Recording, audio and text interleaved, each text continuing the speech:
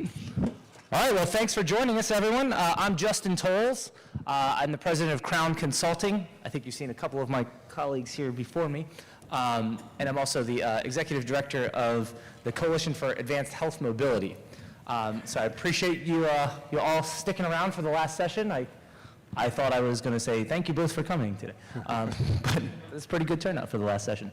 It's been a great conference so far, so we are delighted to be the anchor here, and we hope we'll have a very interesting discussion. I will give a couple of fair warnings. So we have no presentation, so you'll just see our smiling faces the entire time on these screens. But this conversation will include you. And for those of you who I don't know or haven't had a chance to meet, I absolutely will walk around this crowd at the end of our discussion and ask you what you think of things. So think of questions, or else one will be posed to you. So going down the line here, I just want to introduce everybody on our panel. I think our bios are all available online and whatnot, but we'll just do quick intros. Down here we have Raleigh Beeman here from North Carolina. He is the Unmanned Aircraft Systems Manager. And then we have Doug Coleman, no particular order here, just the order on my paper. Doug Coleman is the Chief Legal Officer for Reliable Robotics. Daniel Friedenzon is the Associate Dean of the College of Aviation from Embry-Riddle Aeronautical University. And we have Don Zolda. You told me how to pronounce it. Zoldai? Zoldai. Zoldai, yes, not Zoldi. Zoldai, founder and Chief Executive Officer of P3 Tech Consulting, and John Eberhardt, the CTO of ATA LLC. So as you can see, we've got a great panel of experts here covering this governing for on-demand air mobility. So kind of what we're going to talk about today is, advanced air mobility, and one of the key components of it maybe is, and how it all comes together, is the policy. We really can't put this together unless we have a policy system, a policy for the entire ecosystem. So we're going to dig into what's going on at the FAA, what's going on DOT, what legislatively we need to be thinking about, state and local issues, and we're going to solve all that by the time we leave here today. So very, very exciting. What we'll do first is we're going to kind of go down the line, and we'll open up and get everyone's what they believe is the key perspectives in governing for on-demand mobility, talk a little bit about each of our experience in those areas, and then we'll drill down into some more specific questions, and then we'll come out and talk to the audience after that. So we'll start with Daniel. Daniel, why don't you tell us a little bit about your thoughts on this issue? Sure. So, you've attended a really good conference when you leave with a lot of notes and a lot more questions to figure out. But thank you for hosting this conference to Cal Berkeley and CALTRANS. So, I work in academia, and I'm a lawyer by training. So, I think I can tell you I've spent a lot of my life either in private practice or as an academic looking at case law, because that's what lawyers do, and start pondering how future decisions will be made. But I think there are a lot of issues that, with respect to AAM, that may end up, quite frankly, in the courts. I'm very bullish about the technology, maybe even more so. I thought it was really interesting over the past 2 days about how we've approached and how these issues have been approached from a broad perspective in terms of talking about the equity implications. And talking about the different roles that governments can play. I was really interested to hear this morning, one of the speakers talked about the fact that states may play a significant role in air traffic management. Of course, as a lawyer, I started thinking about what the FAA may think with respect to that. But, these issues are going to have to be navigated, and I'm part of the Transportation Research Board. I'm chair of a committee that was created about 2 years ago called the New Users of Shared Airspace. And it focuses on UAS, AAM, and commercial space. And to that end, we've tried to foster interesting meetings and discussions by bringing people from academia, government, and industry, something that TRB does well, and actually I think this conference has done really, really well. But there are a lot of questions, and some of the answers and solutions are going to be kind of complicated, so I look forward to hearing more and continuing the discussion this afternoon. Thank you much. Dawn? All right, so While there's a lot of new technology out there, I don't know that we really need to be reinventing a lot of wheels either, right? So we had a spectacular panel a little earlier today led by Tony Drummond from Global Aerial Management Group, and you know, one of the speakers said, hey, we've been looking at some of these issues since the 1970s. So, you know, there's still a lot of tough issues to tackle, but you know, especially more recently, I think there's a lot of lessons learned and a lot of crossover between what we're seeing in the uncrewed aircraft community. You know, when you think about beyond visual line of sight and some of the lessons being learned there and what we have here. And of course, general aviation, right? I know Blade was one of the earlier speakers that opened up this conference, and you know, you think about regional air mobility or just kind of point-to-point transportation, and folks have been doing this for a while. So I guess that would be my biggest takeaway and comment right now is you know, as we look to maybe create new paradigms, I think we need to look back to look forward and not be creating entirely new paradigms when maybe something's already working pretty well that can just be maybe tweaked a little bit. Excellent, thank you. And Doug? So I'm Doug Coleman. I have the privilege of serving as the Chief Legal Officer at Reliable Robotics just down the road in Mountain View. I'll tell you a little bit more about them later, but with all kudos to Embry-Riddle, I'm a product of the John D. Odegaard School of Aerospace Sciences in Grand Forks, North Dakota. It's a great institution. So, but I've been flying since I was 17 years old, kind of been bit by the aviation bug pretty young, and started out as a trial lawyer at the Justice Department, and then from there I moved, and I was in the aviation admiralty section where we'd fly around the country after airplanes crashed or aviation incidents occurred and defend government employees. So I did that, moved in-house, worked for Curtiss Wright, the Wright brothers, you know, Glenn Curtiss, Wilbur and Orville Wright created a company back in 1929, so I had the privilege of getting some in-house experience there, worked for BAE Systems, a large aerospace and defense contractor, went to Spirit Aerospace, did some commercial, got bit by the startup bug, worked for a company called Aviation Supersonic, which was trying to build a supersonic business jet, and then most recently, the privilege of getting into autonomy in this new exciting area of aerospace we call advanced air mobility, or AAM. And you know, that's I think what the conference is focused on, but it's interesting to me because what we're doing in Reliable Robotics is automating aircraft. And really that technology is here now, and the regulatory scheme for certifying and operating that is largely in existence. So much like Dawn said, you know, not everything has to be new. There's a lot that can be done now, and we see autonomy as an enabler for that technology, and I think partnering with the FAA and with the other regulators around the world and other agencies, I think there's a lot that can be done in the near term without necessarily having to get to all of the problems that need to be solved for some of the powered lift and then more emerging, let's call it, technologies. So looking forward to the panel today. Appreciate you inviting me. And also a thank you to Berkeley and Caltrans for putting this conference on. Excellent. Thanks, Doug. And Riley? Thanks, Justin. Much like our panelists have said, there's been so much learned and shared during this two-day conference. And from North Carolina, it's the approach of, you know, we're moving a little more methodically into AAM. You know, we jumped out front early in the game in UAS. And we were excited about that with a rich history of flight in North Carolina, as we all know. But with AAM moving a little more methodically. And the reason being is we're all making this as we go. And that's the reason for this conference, is us partnering together to work and see what this infrastructure looks like and what we build and how we operate that and implement it. And so from North Carolina standpoint, is being a conduit of all these practices that we're talking about. And for us, it's picking what works best. And really starting from a grassroots approach. Instead of from the ground or the air down, we're working from the ground up. So we'll talk a little bit more about that in the panel, but that's just kind of our approach. Excellent. Thank you very much. And last, but certainly not least, John? Thanks, Justin. So I'm John Eberhardt. I'm the CTO at ATA. I have a background in data and information integration and sharing.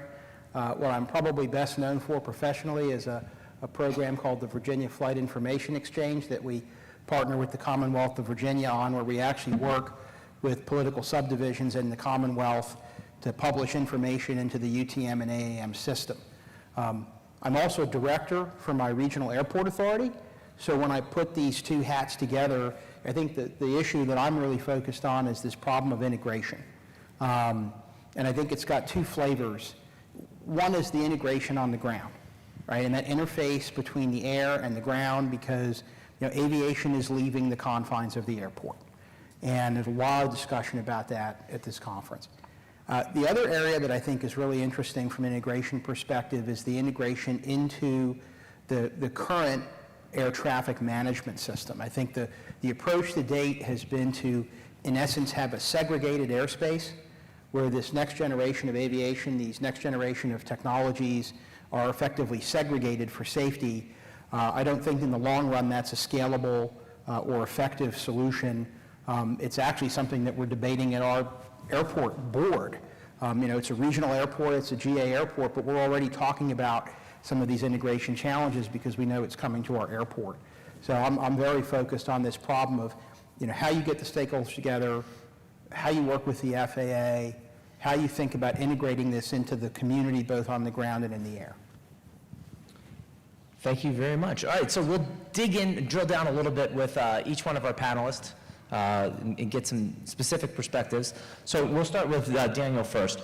Daniel, so you've been a leader with much of the work coming out of Transportation Research Board related to advanced air mobility. And from a policy standpoint, how do you see the role of the various stakeholders across the ecosystem playing out, including research institutions, regulatory agencies, industry collaboration forums, associations, standard organizations, and so forth? Well, I think TRB can play, it's one of many forums that can bring people together that come at the issue from different perspectives and can foster important relationships going forward.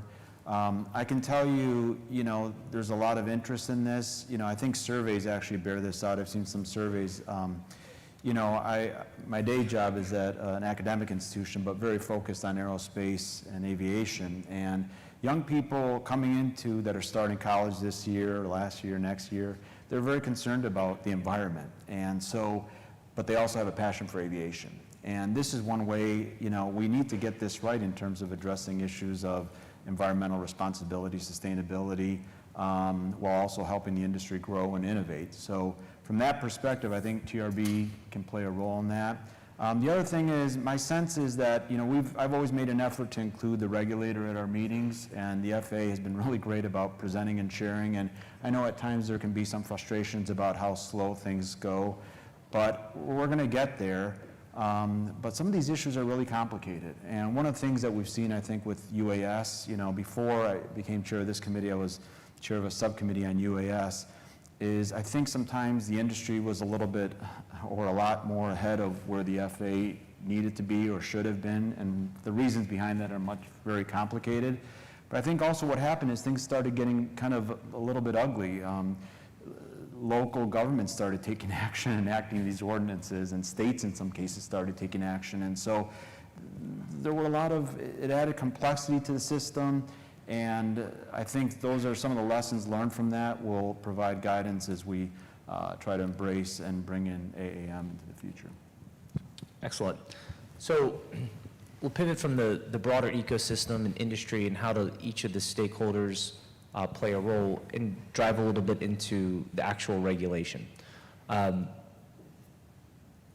Really, this system is fundamentally, going to change the way we travel and, human connectivity around the globe. And, I go back when I was at AAAE, we were, in the early days of, regulating for, building regulation policy around UAS. I got together a lot of the manned aviation associations, almost 30 of them, including like AAAE, ACI, AOPA, all these groups. And we created what we called the 26 Coalition for UAS Safety. And the 26 Coalition was named after the Air Commerce Act of 1926. And at that point, back then, there was a realization that with the advent of commercial aviation, it was pivotally important to understand the need to regulate for safety, or else the commercial industry would never get off the ground. So we eventually had the FAA created and created a deep regulatory construct, one of the more tightly regulated industries in the entire world, to allow us to get to the commercial aviation industry we enjoy today. I kind of think we're right back in 1926 with a whole new type of transportation in front of us. And really, in order to make it work, really to enable the system to get it to scale, the government really has to meet this moment. And that's critical. So the next question I'll toss to Dawn, and there's really little question that the key to unlocking this system lies within government being able to step up in a big, meaningful way, understanding the possibility that lies before us and meeting that moment. So I ask you, is the FAA actually right now structurally capable of providing the regulatory support for this industry within the timelines that have been presented to date? And what is or can the agency, DOT, Congress, and others be doing to develop the enabling policy needed to get AAM off the ground? So Dawn, I figured I'd give you an easy one. Yeah, well, look, First, real quick. all the years of media training I had in the United States Air Force during my career, like, you answer the question that you want them to ask you, right? So I'm going to change that around just a little bit and really posture it as, is the FAA like the one and only organization or agency that's supposed to be governing this, right? Like, I think that's really pivotal when you think about the stakeholder question that was just asked. Who are the stakeholders? We heard states, we heard local governments, tribal, holy shnikes. Anybody know about tribal law? Raise your hand. Okay, thanks. And territorial. So, I mean, this stuff is not easy. There's so many different layers of government, not to mention, of course, the private sector, right? And so how does this all work? What role does the FAA have? Well, you went back to 1926, and I'm going to nerd out. This is my book that I wrote, by the way. There's going to be a drawing at the end if anybody still wants to throw their hat in the ring. But I talk about all these acts. I start with the Constitution, and I talk about this 1926 Act, which was all about safety, and then, of course, the 1958 Federal Aviation Act that created the FAA. And, so what's in their purview? Well, obviously, safety of the national airspace and security, by the way, too.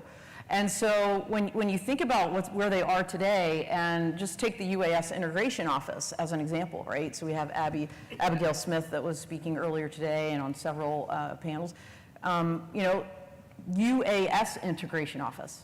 AAM is now, right, in their purview. And so having worked in the government as long as I have, what I would say to Congress is this. You keep giving kind of unfunded mandates. I mean, so, like when you think about, there's lessons to be learned from UAS, absolutely, but AAM is really different, right? Different crowds. I mean, I came to this conference for a reason. I'm very much fully, immersed in the drone space, but also AAM. And I came here because y'all are the AAM crowd. And so should the same exact people be doing the work for both areas of regulation, standards, policy? They certainly should be collaborating, but is it the same? And if it's not, why is it in the same office? So your question was about structure, and that's what I would say is perhaps there should be a separate organization focused on this, right? And the FAA can't do this out of hide. Right? They need funding, they need people, everything that goes along with that to make this a reality. And then, right, you can have that crosstalk with not only the other office over there, right, across the hallway at the FAA headquarters, but then at all levels of government. So that's what I would say to that. Excellent. Pretty good answer to a pretty tough question. Next up, John, we'll continue on that path a little bit. So what do you see as the key areas where regulation and other governing policy are still needed? And who needs to lead, or what needs to be led at the federal level, what needs to be led at the state level and local level, et cetera? So I think first thing I'll say is that I think there's a Nike motto in here, just do it.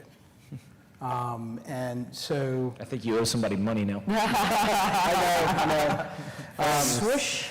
But, you really owe someone money. A lot of money. So I think, part of this, so I was talking to Raja and Nagano and Todd Peterson yesterday, and we were using noise abatement as an example, right?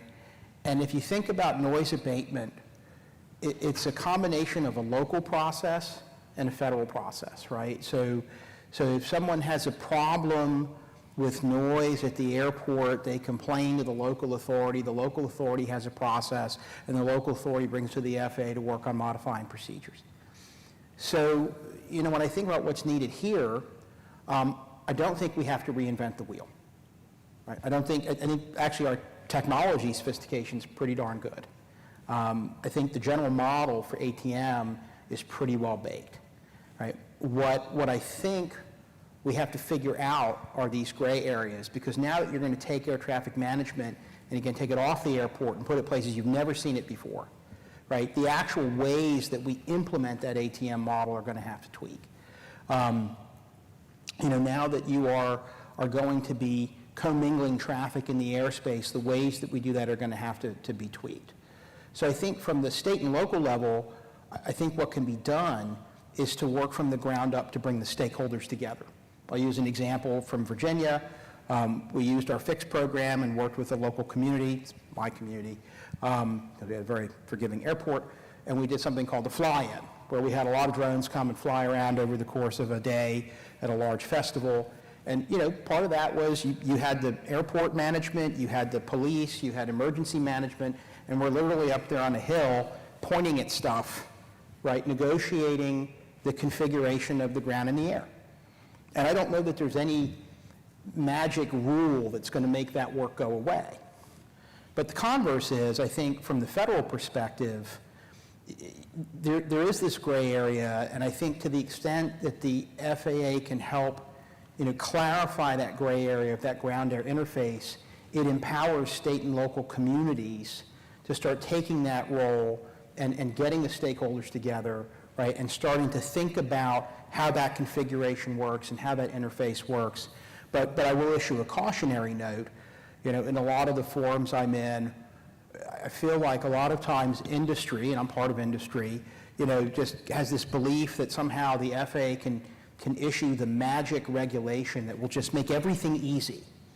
And I just don't think that's ever going to happen, right? So we need to work towards clarification. We need to work towards those rules. But I think, as industry and state and local government, we have to recognize that we also have to take ownership of this problem ourselves, right? And you can actually do quite a bit in the current regulatory framework if you're willing to kind of do the shoe leather of getting those stakeholders together and working through the issues.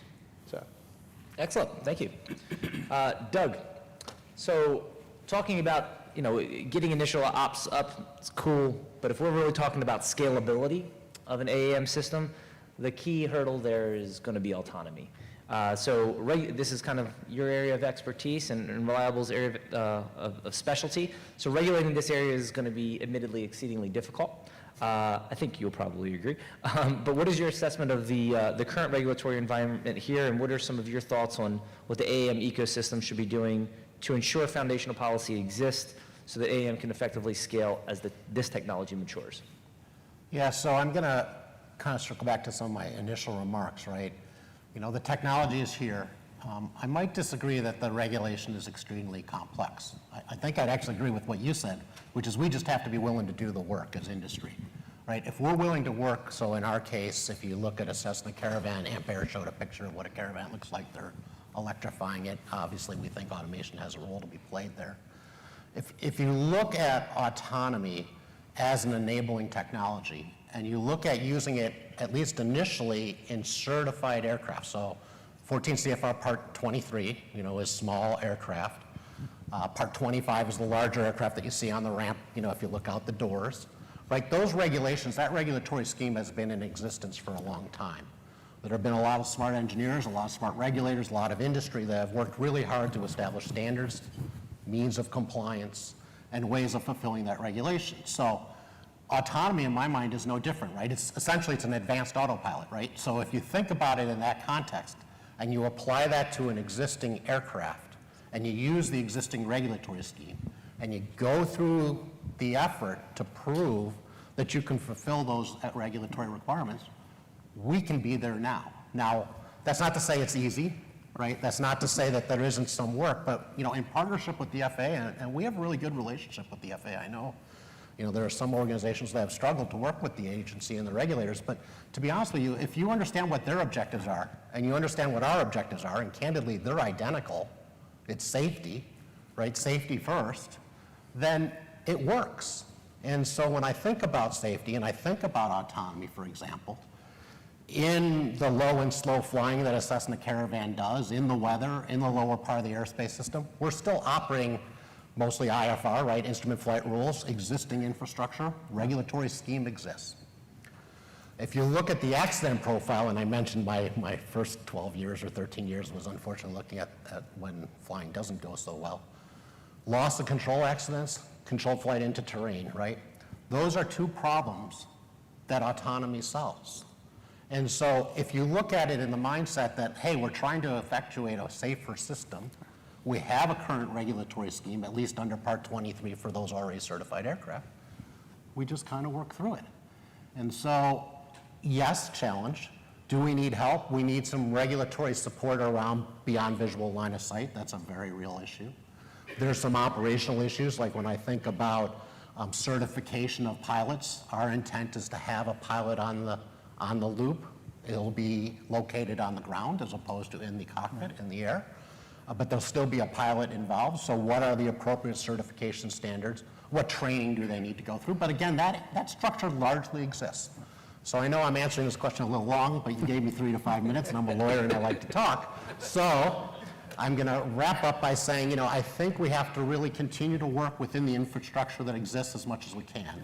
When you get to the eVTOL and the powered lift, right, so you've got the whole issue with 21B, you know, Part 21 are the certification regulations. I'm assuming many people in this room are familiar with it. I think the lesson learned there is we want, as industry at least, we want to know what the standards are, what we're being measured to. And we can work within it. We can handle a special federal aviation regulation, whatever it may be. It won't necessarily apply to reliable immediately, but the understanding of having expectations and not having the rules change in the middle is one thing that we would like to make sure that we know what's that standard that we're striving for. The last part of your question, I'm sorry, just the last part of your question was what can we do to help? Yep. I think it's partner. I think it's get the resources that the agency needs. So all of us in industry, I think, can try to make sure that Congress is focused on all the advantages that air mobility brings. And I think that's probably one of the main things that we as a group and an industry can do. Excellent. I will apologize at this point to the audience. I mean, I have given the panel every opportunity to lob grenades at the FAA, and it would be a really exciting discussion. But they've been very disciplined, in fact, to the point where I actually think they like the agency. So that's just kidding, just kidding. So Riley, you've got a ton of experience actually getting UAS and to some extent AAM up and operational down in North Carolina. So how have you been able to work collaboratively with a diverse set of stakeholders to actually create successful programs and get them up and operational? Sure. On a rainy morning in 2020 at the North Carolina State Highway Patrol track, we decided to do my predecessor and our team from Division Aviation decided to do a demo of the E-Hang and their taxi around the Highway Patrol track. And it was raining, it was super cold, and we thought, man, this is not going to work. It's just terrible. And so we ended up getting it in the air. You know, it took 5 years off of our life that day. We were sweating bullets. And what was not reported, you know, in the news articles and in the press was really the true underlying issue of why we did that as a team. And that was to spark interest and to urge our governor's office and legislators to see what was coming, to see what the possibility of the future was, and that it was there. It was here currently, and it was sitting in front of them. And so we were doing this in an urge to push for funding and support and guidance. And really, as stakeholders involved, is to push them to work with the FAA to become a team, a partnership, to where they would develop a framework for North Carolina, to where it would push down and we would have things to give to our local municipalities when they come asking for certain things as far as AAM. And being successful IPP partners in Road Beyond and the zip lines and the Causey Aviations and a host of other groups that we're involved with Beyond, and they're very successful. And so it allowed us to become a successful conduit to them between the FAA regulatory and policy side and the state and how we operate that. Because with two sides of the house, the DOT side of the house, these guys are all focused on bridge inspections and traffic and hurricane response, and then you've got our Beyond partners who are interested in AAM and how they progress in that, and bringing the two together, which these are two, and don't worry, we're talking about this, these are two totally different groups of people. But how do we merge these two together? And so with that, we were able to successfully, or what we feel successfully, work with our stakeholders to be that mouthpiece to the FAA through the Beyond program and some other programs that we're part of, to say, hey, this is their needs. And also allow for successful technical interchange meetings with Joe Block in the back that helps me do that, and Tom Walls over here, where we put the FAA into a room with these stakeholders, with the industry leaders, and they get to sit in a private room together with these guys and say, this is what we need. And they can hash that out. And sometimes it's ugly and sometimes it's nice. But at the end, we're working together and it's collaborative. And we're talking about regulatory policy and regulation. Something that's a little different, and I spoke earlier about grassroots, is we saw a real need for, when this happens, when AAM, when everything's developed, and it doesn't, it comes out, and through our Beyond program with the zip lines and the Causey Aviation, they need employees now. And we were looking at a state that was ill-prepared for that. Our workforce didn't know a lot about aviation. They sure didn't know anything about AAM or drones. They just knew they were cool and they would probably take cool pictures. But if you go into a high school in North Carolina today and you ask kids, 90% of them will say the drone is used for pictures and probably saving people. That's the big thing. They save people, they find people. You guys do search and rescue. What we've done from a grassroots standpoint is we really need to build our workforce and economic development for the state of North Carolina to be prepared for AAM. And so what we've done is we've implemented a statewide UAS curriculum that we've adopted into the K-12 system. And so right now we have over 100 high schools that are following a UAS curriculum statewide. And in that statewide curriculum, those high schools have a pathway to a community college system walkway, what we call a pathway or a walkway, to go into those community colleges that have aviation degrees and backgrounds. And then those 2-year degrees step into 4-year universities.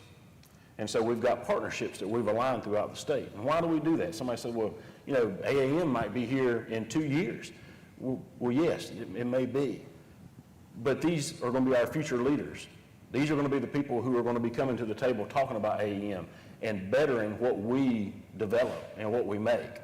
And so we're very proud of that. And in doing that, those students take home all this information to mom and dad or whoever their caregiver is.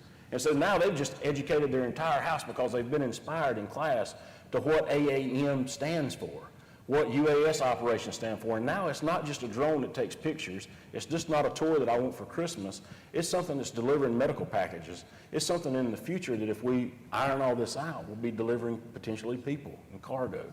And so that is our grassroots approach, is from starting from the ground to air.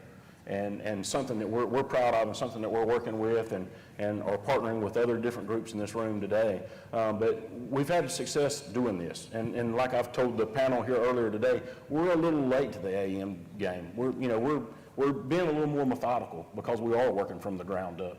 And we're taking your lessons learned and we're trying to incorporate into what we're doing. So that's North Carolina. That's great. No, I mean, that's amazing. I mean, that really, if we're doing that all across the country, we'd be in great shape. That's the grassroots approach, really. If you can educate the public and get the public to understand the benefits of this technology and what the future can bring with it, that will drive everything else. It really needs to be a demand-driven ecosystem, that's for sure. That was great insight. Kind of taking that a little bit further about getting operational, there's a lot of, frankly, frustration, especially in the small UAS side, about how long the regulation can take, how long it has been to get rules out, whether that be flight over people, beyond visual line of sight, autonomy by rule, things of that nature. So it can get a little frustrating, and we're going to encounter similar issues in advanced air mobility when it comes to certification and things of that nature, integration, airspace integration, in airspace development. This is all going to be very complicated stuff. So the question is, what are some of your tips and tricks of how to get operational now within the current rules, the current structure? How do we bridge from where we are today to where we think we need to be from a policy standpoint? That is a question for anyone. So I think the first thing is, look at the regulation and figure out what you can do now. So coming back to my example of the apple blossom fly-in, right, we conducted over 40 operations in 4 hours in a 1 square mile area over a 30,000 person festival. And we fully complied with all of the current regulation. We didn't need a waiver, we didn't need a COA. Remember when we first briefed the FSDO, their first response was, we've never seen anything like this. And then I stopped breathing. And they said, but it looks like you've done your homework, and this is safe. And granted, to your point, Justin, is that a scalable long-term answer? No, it's not. But we were actually able to conduct quite a bit of operation and collect quite a bit of data that we can look at the level of the Commonwealth of Virginia, that we can share with the FAA, that helps us look towards how to open airspace. I know that people don't like COAs and waivers, right? They don't see them as scalable, but you can actually do a lot under COAs and waivers, right? And so, my one piece of advice, though, is if you're going to do that, use those tools to think about enabling things that look like an operational system, right? Not an experimental, I'm gonna do experimental integration of AAM into my community. No, I'll use a COA, I'll use a waiver to set it up for all intents and purposes the way I think it should look long term, so that the data that I'm collecting and the safety data I'm sharing with the FAA, that they can kind of take confidence in that it looks like the real world. So, and I will criticize the FAA. Oh, okay, good. I think they need to update. I think they need to update their logo. The logo, okay, yeah. With a swoosh. All right, we'll work on the logo. We'll send notes over to the FAA on that. John? Yeah, I wanted to riff off of what John said, and speaking of logos, I think the way you just do it, right? Like you just do it. So, but before I talk about that, I do want to say something to Riley. I know it's cold in here, but I'm telling you, I got chills listening to him. I don't know if anybody else did, but preparing the workforce of tomorrow and what you all are doing, it's absolutely spectacular. So, like, I'm doing this right now. I think everybody should. Like, seriously, incredible. My Donna Jones podcast, we're focusing on developing industry leaders this month, and right here, crown jewel. Okay, so getting past that. I think, the right use cases, like what John said, just do it, find what you can do, and go out there. So when you think of some interesting use cases that society will care about, what does the public care about? They care about things like emergency response, public safety. So, to the extent that these uses are out there and they can happen, right? We have now these are the smaller drones, I got it, the tactical beyond visual line of sight, approvals that Chula Vista PD has been doing, I think over 15,000 flights, like saving lives every day. Like, that's the kind of stuff that makes a difference, that matters. When you think about bigger vehicles, you can think about kind of that middle mile delivery. So what could be really safe? Maybe, ship to shore resupply. So get a really big drone and, really, really big one. Now, it's not going to have it's not going to have a person on board, right? It's going to have cargo. It's not going to be carrying people initially. But man, what a great, use case that you can do today. And, you build that safety case over time. You do those 15,000 or more flights, and you present that information. And now, look, here we've got something that we know can work.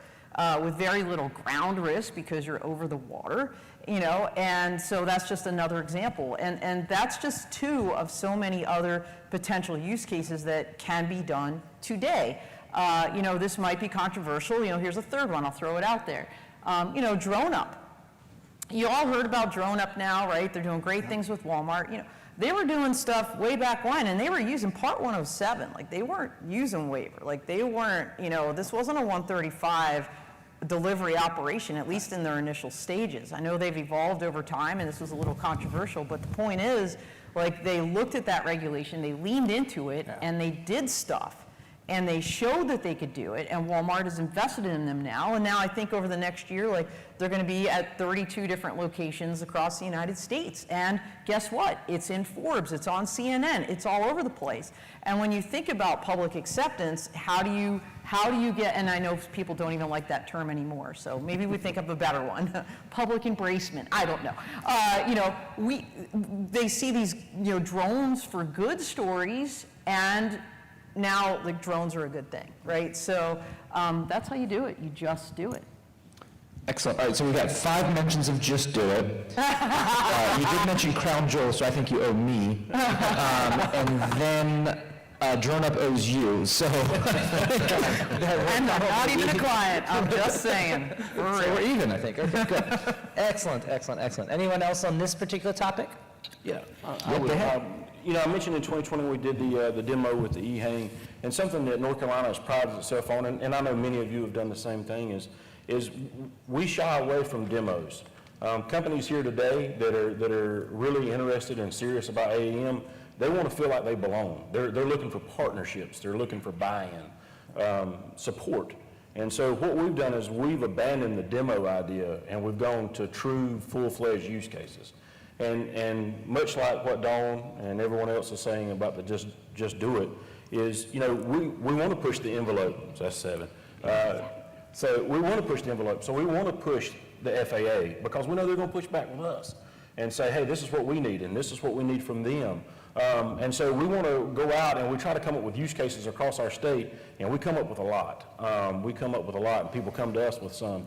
But we want them to be out there. You know, we want them to be, because like our presenter this morning said, why do the easy stuff? Go ahead and knock the easy stuff out, let's do the hard stuff, because that's the stuff we need to be focusing on, because that's the stuff that's going to build tomorrow.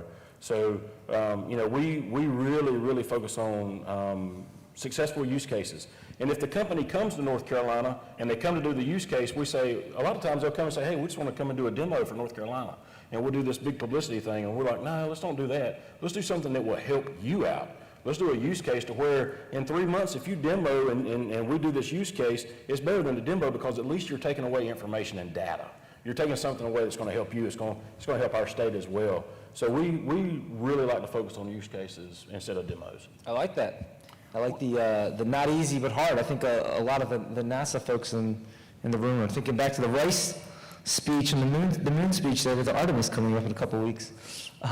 Anything else? Yep. Yeah, I'd like to add, you know, we've had UAS degree program at Embry-Riddle in Daytona for about 11 years now, and early on, the opportunities for our students graduating, many of them were on the DoD contracting side and things of that nature, but every year when I talk to some of our students who are graduating, they tell me about the different job opportunities, and more they're going into working for the railroads. We have a project right now where a research team working with zoo and another company obtained a BV loss waiver to look at the reproductive behaviors of turtles near your old neck of the woods. So it's kind of fascinating. So the opportunities are expanding, and I think what we're seeing is the industry is maturing quite a bit. I think the days of, you know, I remember early on there was a lot of concern about privacy, and I understand that, but I think people now are seeing, oh, to be able to get that salt that I need for my dish or pepper or whatever within 5 minutes from the local grocery store, and it can be delivered at my house would be pretty cool just by tapping my phone. So I'm really bullish on the future of UAS. All right, excellent. So we'll take that to the next level. We talked about how you can get, you know, initial operations up and running under their current rules.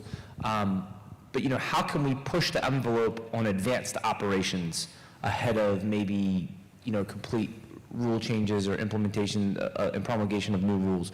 And is an area where we could lean, you know, on military operations, public safety operations, public health, things, you know, high priority operations where the public might have a higher threshold for risk, that higher risk tolerance, where we might, you know, FAA might be able to look at a dynamic risk matrix and say that we acknowledge that there's a risk of not doing the operation, as well as whatever risk of doing the operation.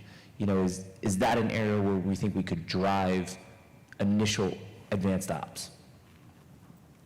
Yeah, I mean, for sure. So I don't know if anybody besides me had a chance to listen in on White House AAM session yesterday morning, but one of the cases that was pointed out was, for firefighting, do you need to be 1 to the 10 to the minus 9 to do a firefighting mission with an unmanned aircraft or uncrewed aircraft? And I think the answer is no. So I do think that there's a lot to be said about figuring out what is the right use case and what is the right level of risk and the way to manage that risk effectively. Yeah. I think that's exactly, I'm a firefighter, and if I were in a wildland fire and it was closing in on me at 30 miles an hour, I would be fine if it was 10 to the 1, or to minus 1. I don't care, like, get me out of there or get me whatever I need. I agree. So you got to look at that dynamic risk matrix, and I think that could be an area that we can continue to explore as an industry. Time and life critical, right? I mean, very similar to what, Doug was talking about. One of the use cases I've become a big advocate of is Narcan delivery.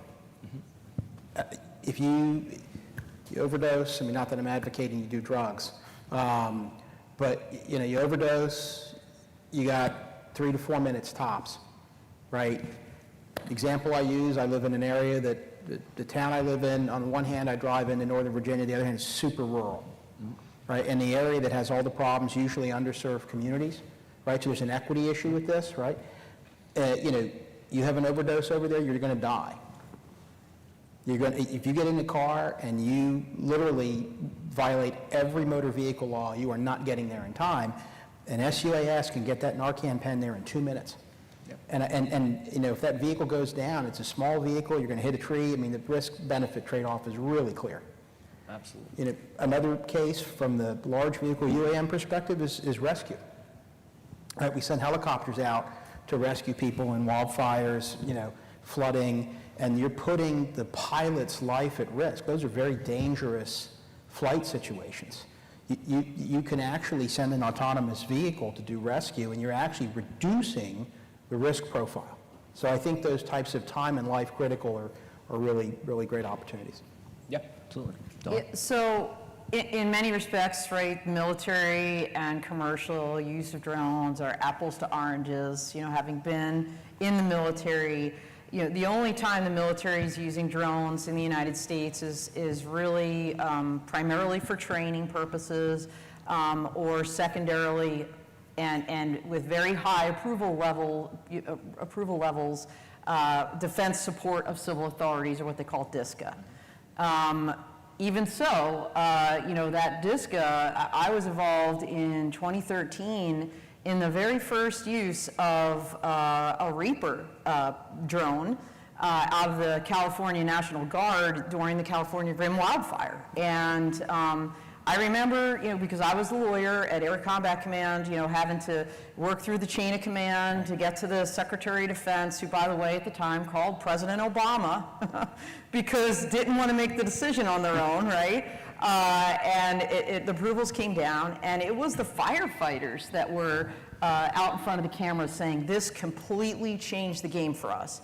This completely changed the game because, number one, we could work now 24/7 ops, where we were limited to working just at night if we had a helicopter. Number two, huge safety, right, issue. We didn't have a helicopter pilot up over a fire trying to, to give us incident awareness and assessment. We had this autonomous vehicle, and we could look at it through a screen. So, that was like one example, and again, the military doesn't get involved, and I think for many people, when they think about military drones, there's a negative connotation, of targeted assassinations or whatever terminology they're going to use, right? I mean, warfare.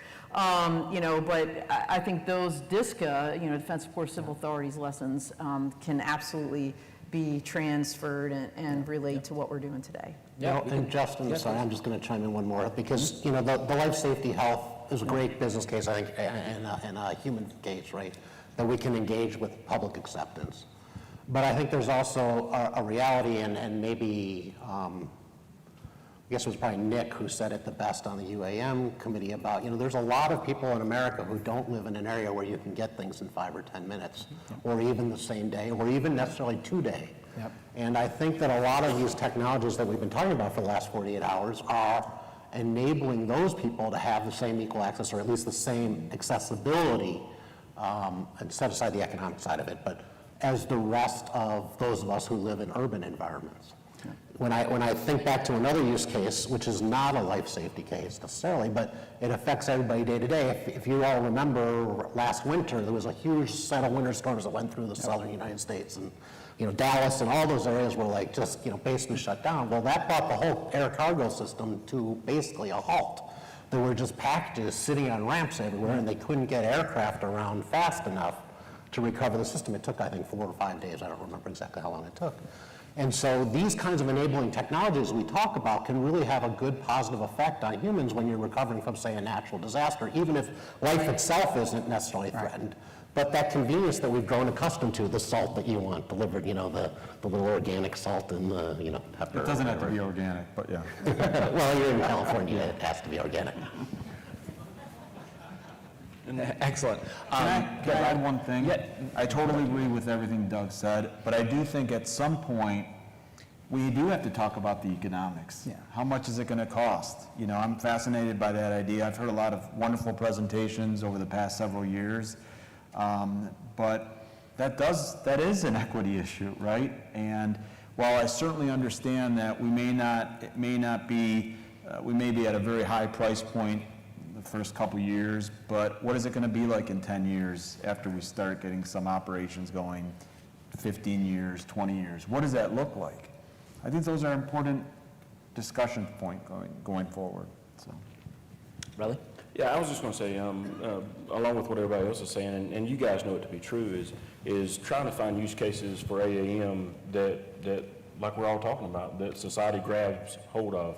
In North Carolina, we see examples of this. It's almost weekly. It really is ridiculous. It's, we've got Zipline that they could be the very first group that is delivering a COVID vaccine. And then we've got Causey Aviation on the other side of the state that is delivering iced coffee to our FAA representatives that are there for a TIMS meeting, or they're delivering pizza to your backyard. And all those are trumped from one of our emergency services groups finding an 11-year-old girl under a brush pile who got mad at her parents and ran away from home. And so and then an 82-year-old woman with dementia that we found in a cornfield that made CNN for 2 weeks. But Zipline, very first COVID vaccine, gets a day on the air. So finding use cases that we can grab the attention and educate our public with is going to be key. Couldn't agree with you more, Riley. I mean, you hit it with all the grassroots kind of education stuff that you were talking about. The key really is to make it a demand-driven industry.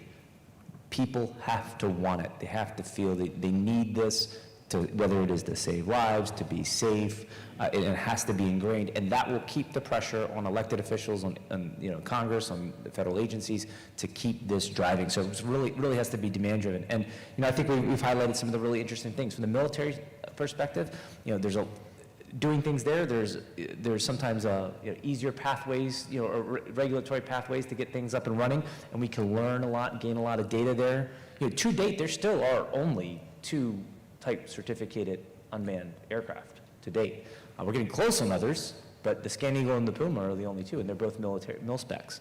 So there's a lot to learn, from that. And then, of course, as you mentioned, all those use cases, there are a dozen drugs or pieces of medical equipment that could save a life instantly. I mean, as you mentioned, Narcan's one of them, epinephrine would be another one, anti-venom would be another one, an AED being another, albuterol being another, dextrose for someone who is in a diabetic shock. All of those can save a life instantly if you can get them to someone fast enough. Yeah, so these are all key items, and one of the things I think as an industry we need to push is to help define that dynamic risk model, right? Help FAA, help or regulators or policymakers define exactly what that means, try to put some structure around it so that we can basically create some sort of quantitative value for the good. And I'll actually add some of that, because that's a really good point, Justin, and I'm thinking, this is a governance panel, so I'm going to make a governance point about those great use cases for life and time critical. So let's talk about delivering some of those, epinephrine, Narcan pens, AEDs. So some of the things you have to deal with there have nothing to do with aviation. Some of these are scheduled substances, and you have to deal with chain of custody issues. So part of the governance that you have to think about isn't just the aviation side of it, it's also how do you engage with the other related state or local agencies that you need to get permission to do this. And so a request of the state and local folks in the room is, make it easy for industry to know who they have to talk to find out what they have to do to operate. Yeah, absolutely.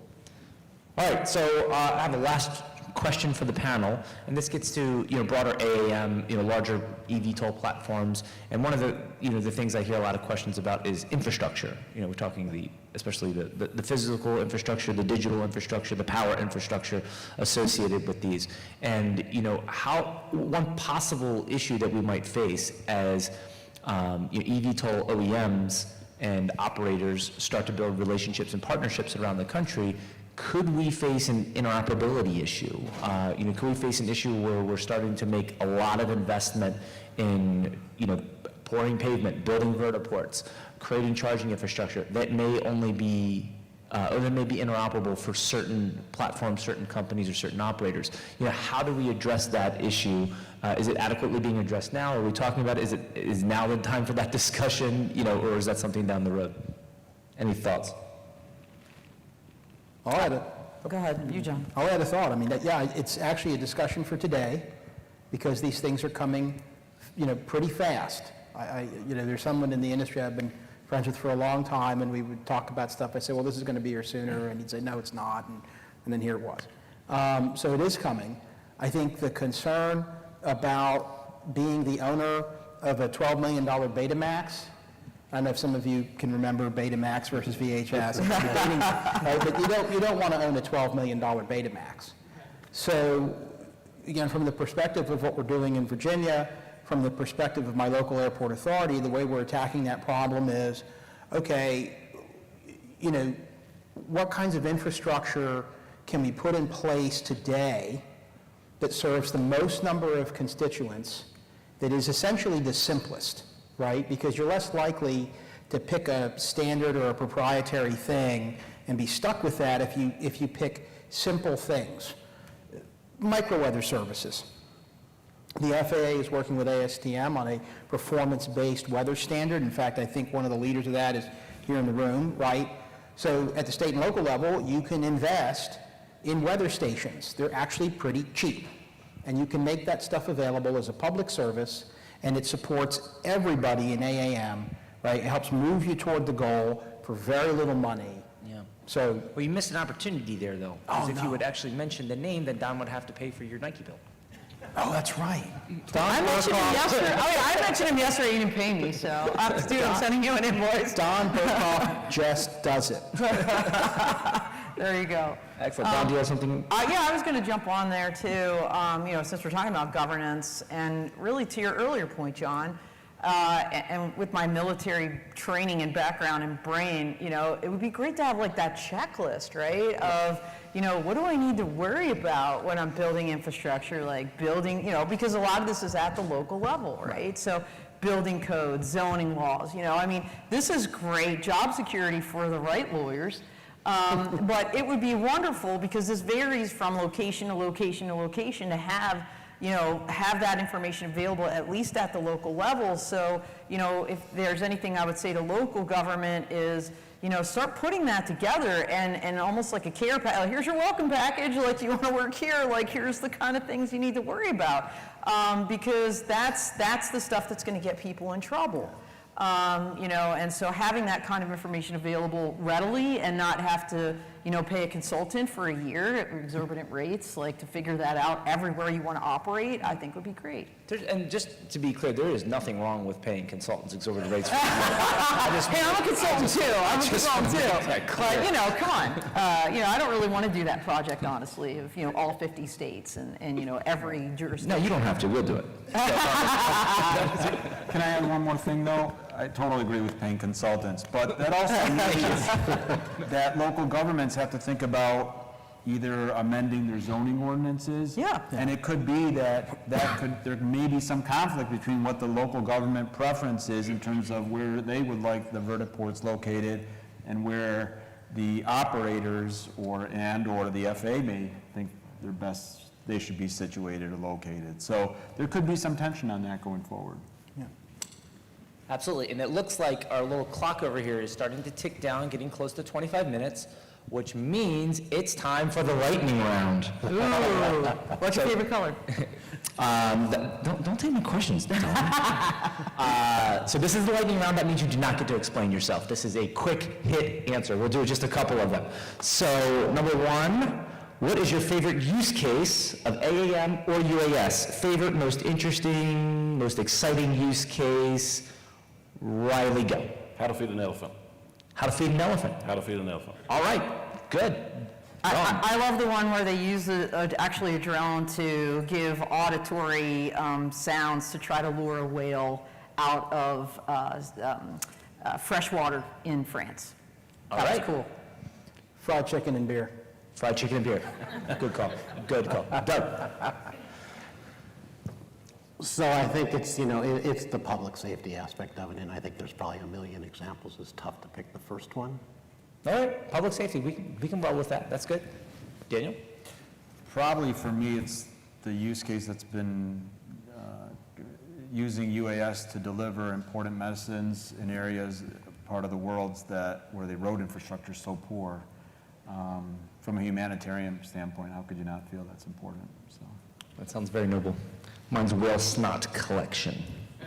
Wasim and I were talking about that earlier, right? Up there in New England, they fly the drone over top of the whale blowhole, collect the snot, study it. Yep, it's fun stuff. All right, what do you believe, and you only get one crack at this, I will give everyone understand that if they give one answer, it doesn't mean they don't think others are important.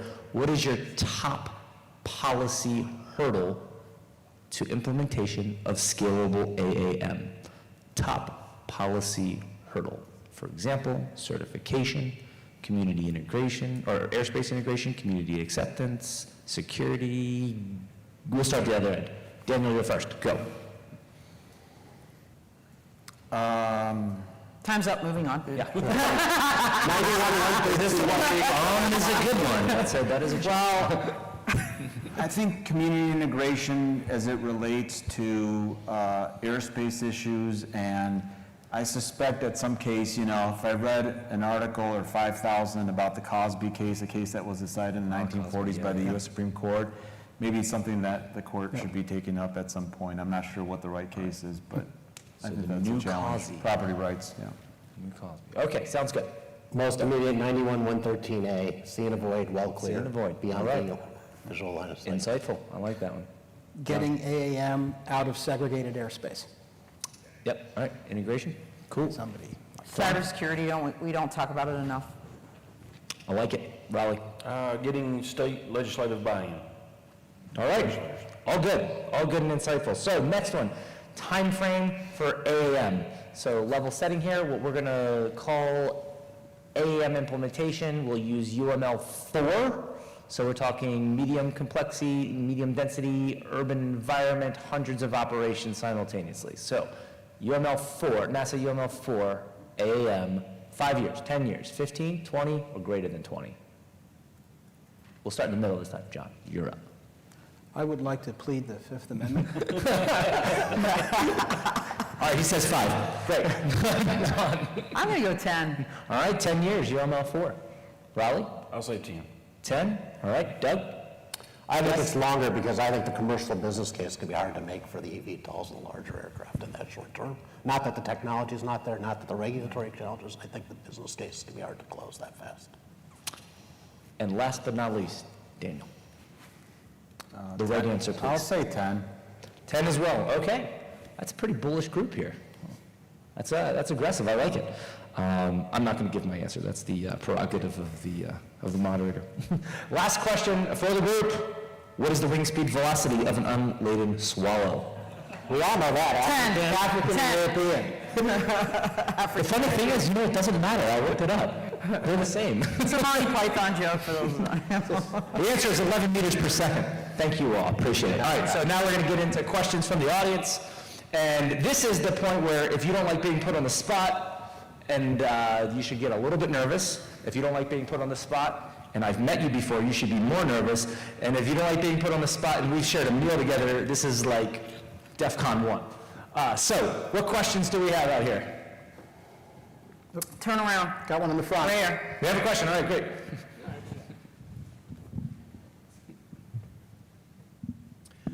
I had put one on the Slido, but it's really about land use. We have so many airports that are being threatened for being closed. All on-demand air mobility begins on the ground. And we don't see enough industry support when the council or the planning department is considering closing an airport. So what can we do as an industry to preserve our infrastructure from closing? Get in the game. So this is really interesting, because with our experience in Virginia with the Flight Information Exchange, so what happens is we go to a community, or industry shows up in a community and says, we want to do fill in the blank. And the first thing that you hear from most zoning and planning departments is, I don't know anything about that. Bill in the fire department uses drones, so go talk to Bill. So now you've got industry talking to the fire chief about the siting for drone operations. But the GA airports, they are aviation experts in the community. So what we've seen is the airports that step up and take a leadership role, they can help zoning and planning and public safety think about this, because they understand airspace, they understand aviation, they know what the traffic patterns are like in their area. So I think the answer is get in the game and take a leadership role, because that airport can help convene stakeholders. I'll second that. We in North Carolina have several airports in the same situation. And when we get back to North Carolina, we've got 2 meetings immediately with airports that are saying, hey, how do we get into the UAS game?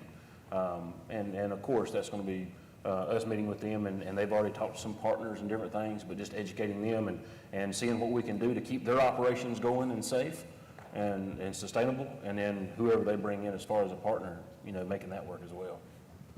I think there's a congressional play here too. I think some of this is resource and money, you know, making sure that Congress understands and you know, their constituents understand that there's a real benefit to having these airports. So, you know, we've heard about the 5,000 airports around the United States that all have access for these types of vehicles, but only about, I think it's 70% or so of the air traffic flies out of 30 airports. And so making sure that people understand that there is true value to all of America to allow goods to move from one place to another, and that costs money, and that essential air service and those kinds of programs that Congress supports, I think there's definitely a play for lobbying and for getting funding to these national resources that somebody said earlier in a panel, I think it was yesterday, that, you know, once an airport goes away and closes, you'll never get it back. So let's not lose that infrastructure. Yeah. Excellent, thank you. Another question over here. Thanks. Tim Middleton with HMMH. I'd just like to thank Adam and thank UC Berkeley and Caltrans for hosting this conference. It's one of the... I think it's one of the best conferences I've ever attended professionally. And I would... Two-part question. One is, when is the next conference? And what kind of frequency do we think we might want to have this as a group? So I guess I'll ask the panel and see what you think. And the second part of that is that the equity discussion earlier, Chris Sequeira and a bunch of the other panel brought up bringing in other stakeholders to these conversations. What do you think about having community groups come to an event like this, or other stakeholders in the whole transportation realm to kind of talk about how we can actually continue the conversation of equity and intermodal transportation that is one of the goals that's coming out of this conference. So thanks again to Adam and everyone else. I'm interested, what do you think about that? I would love to address the community question, part of your question, because I think, you know, I always say it's like FUBU, right? For us, by us. We do a really great job talking about ourselves to ourselves, and I think crossing that Rubicon, like how do you get the local community, like, you know, I think that is really tough. So I do put the challenge to Adam and UC Berkeley to go to the local community and say, hey, next year, this time we're doing this event. Come on down, here's why you should care. You know, this could be really interesting to you. Yeah, chambers of commerce, you know, absolutely. I think that's the hardest thing to get the general public to care, you know, so. Bring in, oh, I'm sorry, go ahead, Ryan. And I think the modalities that you spoke of, bringing them together, they should be here. You know, we should have a panel of them up here saying what they need from aviation. You mean like the transportation? Yeah, transportation Oh, like modalities, a, like a transit, Sure. subway guy or? Right, I'm sorry, I'm speaking in DOT terms, but yes, the modalities, our modalities. I'm just for simple. transportation. No, I appreciate it. But having them represented as well, and what they need, and again, what would help them as far as like airports, I know that's still aviation, but maybe there's ferry systems that could say, hey, you guys can really help us out, or rail for sure. So having them here would be key. Bring in the general aviation community, right? I mean, they're very concerned about safety, right? And once you engage with them and they engage with industry and they see how serious the industry is about safety, I would argue sometimes even more serious, right? All of those concerns just fall away. But you can't do that if you don't talk to them. I tend to agree, broad coalitions, there's nothing bad can come out of it. And also, if you look at some of what some successful, what I consider successful UAS organizations have done, they've engaged the community, they've told them, here are your concerns, we hear you, this is what we're doing, this is what we're not doing, and in some cases, they even made modifications to their aircraft to address certain issues pertaining to noise. I think Wing did that, they've been very public about it. I think it's the way to go. The other thing is, maybe when we come back at the 30th anniversary of this conference or whatever, I don't know if I'll be there, but we may be seeing vertiports in a different light than we do today, and we may distinguish vertiports from how we treat airports. But the thing about aviation is, when you go to an airport, whether it's the wonderful airport right here or my local airport, it's a place where everybody comes together. They're excited. They're excited about the meeting. They're excited about the AAM conference. They're excited about seeing their grandparents or relatives or whatever it may be, or in my neck of the woods going to Disney World. It's just awesome. And I think that's what we have to remember. It's a great industry. So broad coalitions are great. And thank you, Tim. I'd like to respond to your question. So I'm excited to share that the Transportation Sustainability Research Center at UC Berkeley and the Community Air Mobility Initiative has decided to actually make this an ongoing event. So we've already begun kind of planning for the next one. We're excited to kind of share those details as they come together. And Alex, when he closes out, is going to be talking about kind of next steps. Thank you. Awesome. Thank you very much. A comment that I'll make on the, engaging the community and so forth is you also have to make sure we go to them, right? It's great to talk amongst ourselves and to invite others here. That's great. That's a part of the discussion. But we also have to meet the community where they are. So we need the airport community. We need the OEM community. We need the regulatory community. We need the standards community. But we also need the community, and bring them into the discussion. How we do that is go find them as well. CAM, the coalition I was talking about earlier, where we focus on health mobility. We have get-togethers and in meetings. But what we've decided to do is we're going to go to the health conferences, right? And we are going to set up, co-located events where they are to get the word out, rather than trying to invite everyone to us. And we probably need to just think about doing that more broadly as a community. Go and get that word out there to the other stakeholders that are going to be really important. I'll give an anecdote. A couple of years ago, I'm doing a project. This is probably 3 years ago now, so it might be a little outdated. But I went to AMPO, which is the American Association for Metropolitan Planning Organizations. And I thought I was going to get some different perspectives on AAM from the Metropolitan Planning Organizations. It was held in Baltimore, and I went around, and my hypothesis was that not all of them would even know what AAM was. And probably a few, the big cities, LA, San Francisco, Miami, they would probably have some thoughts on it, and they have programs up and running. So I talked to a lot of people, maybe like 50 or 60 people at this conference, and it was a goose egg.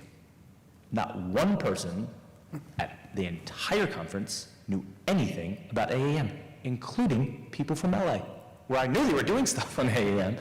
But that is what we have to realize is we have to make sure we're not talking to ourselves, and we're not only talking to 1 or 2 or 3 people in a particular city or local environment, and that we are doing the work to actually ingratiate this technology, this industry, make people understand the benefits, want the benefits, and create that demand, like Riley was talking about. That is a long, hard process, but it must be done, or else it will go nowhere. I think that's great. And the other thing is we should challenge ourselves to go to non-traditional places. So like we're doing a lot with STEM, right? I mean, what a great example of an area where students who are in high school, we do an apprentice program for students that are at disadvantaged high schools in the South Bay here and on the peninsula. And like what cooler project is there than working on aircraft and aerospace and aviation? We've lost a little bit of that innovation. So I think let's look at that. Another example, with remote pilots, right? We can look at the group of Americans with disabilities, right? Because while you might not be able to fly a commercial pilot in an airplane if you're in a wheelchair, there's no reason you can't operate an aircraft remotely. So there's lots of opportunities. I think if we challenge our thinking, we challenge ourselves to think about what are some of those non-traditional stakeholders that we might be able to get to help us make that business case and show the public good. That's right. I mean, we're trying to do big things, change the way people think, change the way people are connected, change the way people move.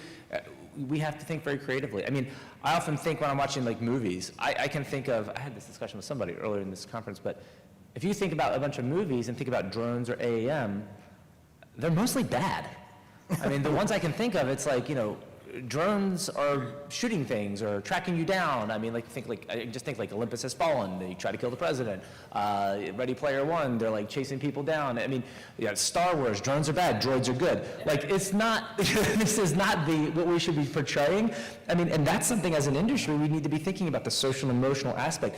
In, kind of put in people's minds, kids' minds, what the benefit of this could be, socialize and normalize the concept of what this could look like in the future. There should be a ride at Epcot Center that is like a walkthrough of what the future of advanced air mobility would look like, sponsored by Joby, Whisk, Supernal, and so forth. I mean, start like making people comfortable with this idea. So when the next generation comes up, yeah, I'll hop in that thing. Let's go. Over here. Hold on one second. So how do we get a copy of the curriculum? I can give you the contact for the state representative that's got it, for the K-12 system. That was an easy question. Any more of those? Hi, my name is Tony Drummond. I have a couple comments. I represent general aviation, so I realize that I am probably one of very few in this room that does that. I want to make a comment because I'm feeling underrepresented, as a lot of people have mentioned about private airports and what have you.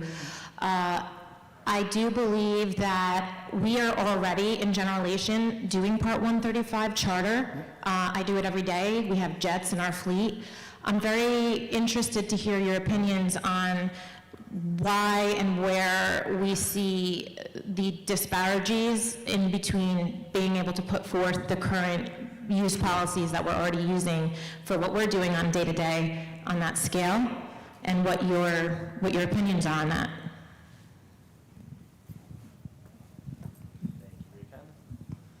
So I can start. I mean, I'll come back to my first opening remarks, right? I think a lot of the technology exists. I think that what GAMA and AOPA and lots of organizations are doing great things, right, to keep aviation at the forefront. I think what we need to think about is continue to sell the safety case, continue to get community engagement, because I do think some of these new technologies, and I'll pick a little bit on the small drones, and actually I'll pick a little on the eVTOLs, right? People are worried about not in my backyard. They're worried about noise. I think the general aviation organizations are trying to do a lot to address noise. I think the electrification of aircraft is a great opportunity to deal with that.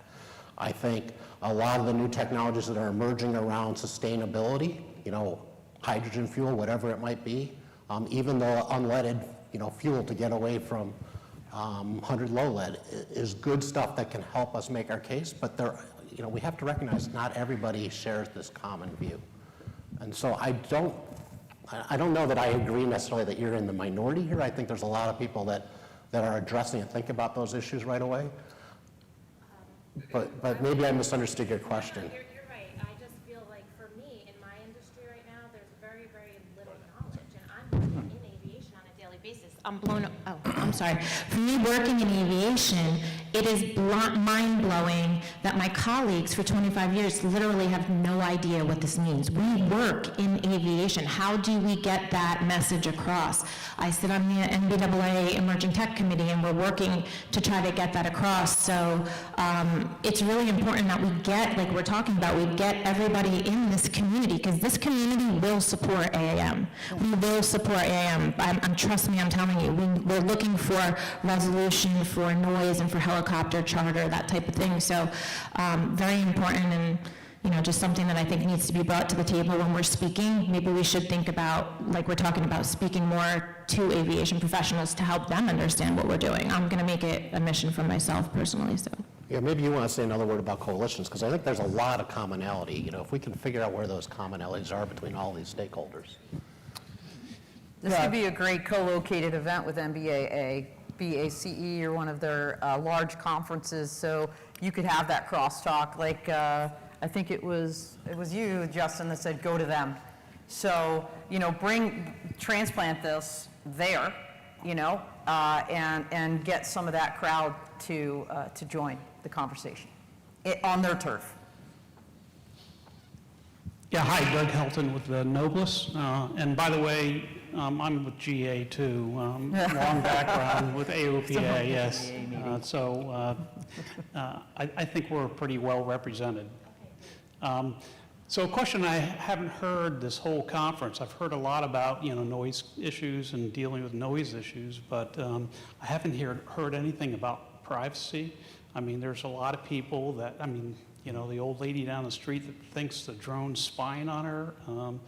You guys have any insights in terms of governance from that standpoint? Yeah, I can, privacy, wow. All right, so that's a whole, we only have 5 minutes, so I'll give you the 2-minute version. So every state has privacy laws, right? So under the 10th Amendment, privacy is something relegated to the states. And, in 2013, almost every state, between 2013 and about 2016, almost every state started popping up all of these very specific drone privacy laws. Now, most of them focused on law enforcement, right? Like, you shall not collect or gather evidence or information with a drone unless, and then it was in statute. And so they had specific enumerated reasons why law enforcement could, in fact, use a drone. But, there's a lot of other privacy laws on the books, like peeping Tom laws and things like that, that just apply to drones, or state legislatures have kind of added a kicker. If you're doing this crime with a drone, it's like an enhanced penalty. So, there's a ton of laws on the books, and then there's also consumer privacy laws, like the California Consumer Privacy Protection Act and things like that, that could impact drone operations as well, for collecting information and how you store it and things like that. So the privacy topic is actually quite complex and very state-specific, but it's not something that at the federal level, like the FAA is not going to go down that lane, right? That's not really in their purview. They've said it multiple times. You can look at the statute. So yeah, privacy is a concern. I think it also comes back to that whole public acceptance thing and how you convince people that you're not spying on them. That's a tough one. And it's just, what that comes down to is good behavior. That comes down to being a good neighbor. Like, I'm sure Riley's drone pilots, before they go out there, are knocking on doors in a neighborhood and say, hey, this is what we're going to be doing here today. Just so you know. So that's the really quick down low on privacy. But I've got a whole chapter here. Well, for what Dawn said, so Virginia, actually, the General Assembly passed a drone-specific peeping Tom law, which caused the whole debate between the Department of Aviation and DOT and public safety. And I'll summarize the whole debate as, this is silly. This is not a UAS, UAM issue. Privacy is a much bigger issue. It is just a modality. Because I can sit there with the telephoto lens and take your picture. The Google car drives by and takes pictures of me and my family. So, at least in Virginia, the consensus has been, this is not really an aviation issue. This is a much bigger issue. Kick it over there and let that issue do what it's going to do. Yeah, I think the other thing is we've had peeping Tom laws on the books in local communities for a long, long time. But this privacy issue really picked up steam. No one complains about cell phones and people taking pictures, but if it flies, oh, it's a real big privacy threat. And I think over time, governments have become a little bit smarter, they've become more aware, and there's no doubt that there are additional restrictions on drone operators. The other thing is, I mentioned earlier that some local governments took action before there were any laws on the books, and some states enacted laws that prevented their local governments or subdivisions within their states from enacting drone regulations because they were scared, I think to some extent, whether they were participating in IPP or the impact it might have on their state as a whole. So, this will continue, but I think we're a little bit beyond that right now. So one of the things I would mention, this is bringing back a little PTSD from the days of the remote ID, but I think what has been mentioned here is correct. There is a mature catalog of law across the country and from the federal level on privacy. However, the question at hand is anonymity and accountability. That's the issue, right? If you're taking a picture of me with a cell phone or whatever it is, you're holding the cell phone. It's easy. When there's a drone, I have no idea who you are. So what good is a law if I don't know who to apply it to? So I think that's the concern that the public has, and that was what was attempted to be addressed through remote ID, and that's being implemented now. We're in the kind of the phased-in implementation process of that, and hopefully, that will quell some of the concern that the public has and allows us to move forward. Because, I think you're right. Like privacy, I think is addressed, but if the public doesn't think so, it doesn't matter, right? So that's the key. We got to make sure we're educating folks to that. We have 30 seconds left. Yep. All right, one last question? None, maybe? One last in the back, and then we're done. Timothy, here we go. Real quick, Tim Ravitch. First of all, Justin, thank you. Always a substantive and spirited moderator, so congratulations for you. All right, Tim Ravitch, quick question. Labor issue. We talk about stakeholders. What's the buy-in from pilots, right? Please understand, there's no, I don't represent pilots in this regard, but with autonomy coming, do we have buy-in from existing labor force? Is that a question, Timothy? Is somebody going to answer that? No? Or is it a comment? Well, look, if you use the Air Force as an example, the fighter pilot and, kind of cargo pilot community when drones came around, there was a big rift. Like, what are we doing here? They're not real pilots over there. There's going to be a need for pilots for a while. They're just going to be remote pilots. And so, and by the way, there's going to be a whole host of new career fields, some of which we haven't even thought about yet, right? There's going to be electric maintainers for these electric vehicles that are going to be needed. So it's the Rileys of the world and the people that are already looking at grade school kids and starting to inspire them to look at these possible, futures and STEM, to start these thought processes, because there's going to be a lot of career fields down the pipeline that we haven't even thought about yet. And are we ready? And we need to start now with the kindergartners. And I can also piggyback off what she's saying and give you a real-life example that's happening right now. Is in Division Aviation, in our department, our manned side of the house, which are literally across the hallway from us, are in fear of AAM in our operations. And literally, I came to them because we're trying to work with one of our partners, X-Wing, and talk about different scenarios and use cases. And so they're really, they met with me 2 weeks ago and they said, we're really concerned about what you're trying to do. And I said, listen, I'm coming to you first. And I'm trying to tell you that there is going to be time before this ever happens. It's not going to happen overnight. And I would never do anything for you to lose your job. But what I'm asking you is to help us with this group participate and help us, be partners with us. And there's things in the use case that we're talking about that we're going to need pilots. And so we're saying, hey, here's a use case for AAM, please come and help us. And it's taken a lot of buy-in and trust with these guys because they do not like us right now. They honestly, we love them to death, they love us, but they really think that we're going to do something that's going to stop their job tomorrow. And so we're trying to include them in use cases for AAM. Well, that unfortunately, while a great comment, is going to be our last comment. Time has run out on us and on the conference, but thank you all for sticking around to the very bitter end. That is much appreciated. Thank you to Berkeley, thank you to Caltrans, Thank you to the panel. You guys have been great. It's been an awesome event. I don't know why we need to have another one, because I thought we just solved all the problems, but that's fine. It'll be nice to see everyone again. And with that, Dawn, did you want to call out your person? Yeah, I wanted to, can I get this? So I wanted to do a quick drawing real quick. Some handing people it did off. drop a handful of people dropped their, did you want to throw yours in? Hurry up, hurry up. For hurry Dawn's up. free book. Anybody else? Anybody? This is for As the mentioned. free book. Okay, doing it quickly.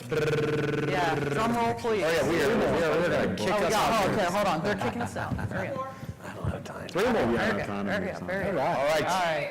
All right, anybody else? Are we good? Are we good? We can always extend the time for free You stuff. good? Okay, all right, so I'm All gonna right. ask Let's do it. Adrian, I'm gonna ask you to pick it. Grab your hand in there. And who we got? You can't read it? Prius? T, is there another side? Okay. Somebody drew a little picture. let's try it again. Okay, we're not doing that one. One more time. Is that you? This is you, for real? We have a winner. All right, we got a winner. Okay, indeed, I'm the last person that separates you from your first drink of the evening. In general, in conferences, especially if you were a student and you were given the Friday 4 p.m. slot of the last day of the conference, I know it's only Thursday, then it would really be depressing because the room would be empty, and I'm looking at this room and it's almost full, and I'm looking at this panel, and instead of being depressed, we had a lot of action, so thank you. That's really exciting.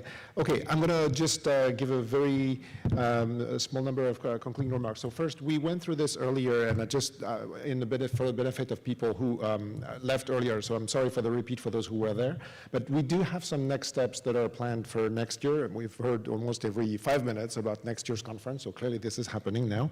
But before that, we'll work on white papers and find a way to archive the video from the conference so that that material can be used in the future. We understand we'll have to do more stakeholder engagement. This was all over the 2 days of the conference, and that also includes building a community and building communication tools. And committing to exploring new aviation technologies. So for next year, I think, as was repeated many times, so ITS will pass this to CAMI and the Transportation and Sustainability Research Center, which will be the convener. We'll come back to you and on the logistics of that. Okay, so finishing the day, there's a happy hour today, a no-host happy hour, which will be at the Twin Craft Bar here in the Grand Hyatt Hotel, and that starts at 5 p.m., which means 5 minutes ago, so almost there. No, don't run, don't run. Okay, we'll end up playing very soon. And okay, then Friday tours, important because some people are sticking around a bit longer. So there is going to be a variety of tours for that. You can see it on the screen here. I'm not going to read through it, but I'm going to mention that you need to bring a photo ID. That's important. We'll understand. And if you have any question about this, please see Adam between now and then. Okay, okay, perfect, all right, cool. I'll read it out of this, and then because I can't read on that screen here. I hope that's the same thing, otherwise, good luck. Okay, so the airport land use and multimodal integration walking tour, that will be on the 4th floor lobby at 7 a.m. The tour will take at least under 3 hours, so light jacket is recommended. I have no idea about the weather forecast. Second, the SFO airfield tour and behind-the-scenes look with United Airlines. We'll meet on the 1st floor lobby at 8 a.m. And last about 2 hours. The Aviation Museum and Library tour convenes at 10 a.m. on the 4th floor lobby, and probably count about an hour and a half. And then finally, the SFO Sustainability Walk is meeting on the 4th floor lobby at 10 a.m., and that will be approximately 2 hours. Yeah, so one more time, photo IDs, very important. Okay, cool. So first, I want to thank all of you. I'm going to start by thanking Caltrans, and I was wondering if Matt was here. Where's Matt? Oh, great, wonderful. Matt, could I invite you to say a few words before I close it off?